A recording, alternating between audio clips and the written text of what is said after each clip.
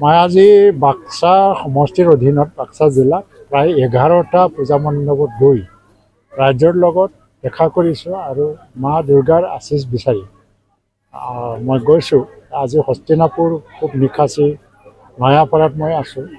প্ৰত্যেক বছৰে মই আহোঁ, কিন্তু এইবছৰত যিটো বৰমা আৰু মুছলপুৰ আৰু যিটো বৰবৰী পুলিচ ৰিজাৰ্ভত যিখিনি পূজা দেখিলোঁ, শ্ৰীপুৰ দেৱাৰত যিটো পূজা দেখিছোঁ, ইয়াতো দেখিছোঁ ইমানে মানুহ ইয়াত অংশগ্ৰহণ কৰিছে উলহ মালহেৰে।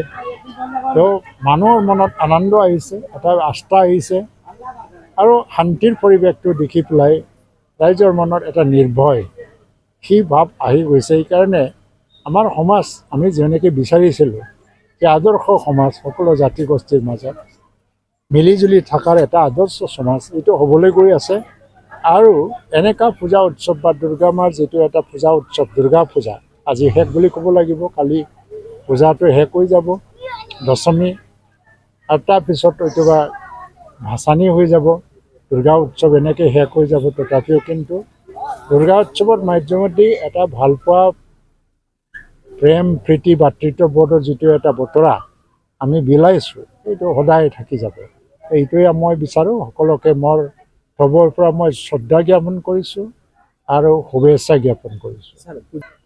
বাল্যকালত মই দৌল যাত্ৰাৰ বাহিৰে কোনো পূজা দেখা নাছিলোঁ। মানে আমাৰ ওচৰত দুৰ্গা পূজা ইমান হোৱা নাছিল, কিন্তু দৌল যাত্ৰা মই দেখিছোঁ। কিন্তু লাহে লাহে যেতিয়া মই হাইস্কুলত গ'লোঁ, দুৰ্গা পূজা দেখিছোঁ, কালী পূজা দেখিছোঁ। কলেজত অহাৰ লগে লগে দুৰ্গা পূজা যে এটা সংস্কৃতি, এই উৎসৱ অকল উৎসৱেই নহয়, সংস্কৃতি হয়, ভাৰতীয় সংস্কৃতিৰ অভিন্ন অংগ বুজিবলৈ পাইছোঁ।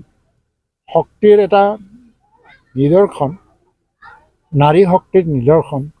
নাৰী যে দুৰ্বল নহয় কোনো কালত, আজিও দুৰ্বল নহয়, কিন্তু এইটো মানসিকতা। কাৰণ পুৰণি কালত এইটো মাইথলজিকেল যিটো দেখা হয় বা কিতাপবোৰত আমি পাওঁ, তেতিয়াও নাৰী শক্তি সদায় শক্তিশালী আছিল, দুৰ্গা তাৰে প্ৰতীক। আৰু আজিৰ দিনতো নাৰী কোনো কালত দুৰ্বল নহয়, কিন্তু মানসিকতা, সমাজ ব্যৱস্থাৰ অধীনত থাকি পেলাই নাৰীয়ে নিজকে দুৰ্বল বুলি ভাবি লৈছে, কিন্তু দুৰ্বল নহয়। আৰু আধুনিক যুগত এইটোৱে আহি আছে যে নাৰী স্বতন্ত্ৰ, স্বনিৰ্ভৰশীল আৰু শক্তিশালী নাৰী আমি দেখিবলৈ পাইছোঁ। আপুনি কেনেকুৱা ভাল পায়? মই নাজানো এইবিলাক। জিলাপিটো সৰুকালত বহুত খাইছোঁ মই। এতিয়া আৰু জিলাপি খোৱাৰ মানে বয়স নাই আৰু এতিয়া মই খাব